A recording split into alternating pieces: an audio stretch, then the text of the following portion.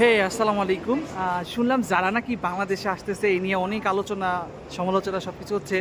অনেকে বলতেছে যারাকে বাংলাদেশে ঢুকতে দিব না, তারা ইসরায়েল। তো আমি আজকে যারার শোরুমে আসছি, আপনাদেরকে দেখাচ্ছি।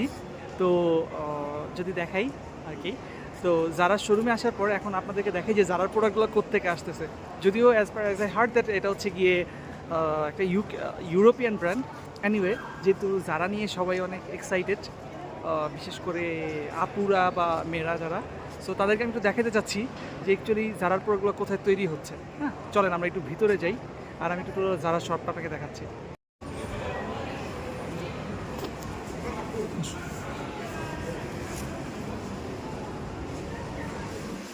সো আমরা জারাতে চলে আসছি একটু দেখার জন্য যে ম্যাড ইন কোথায়। আচ্ছা, এটার মধ্যে আচ্ছা দেখেন, ম্যাড ইন বাংলাদেশ। আরেকটা প্যান্ট যদি আমি দেখাই, দেখেন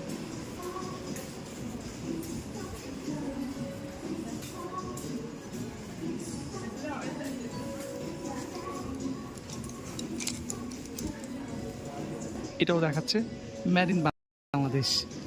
আর যদি প্যান্টের প্রাইস দেখি, এটা হচ্ছে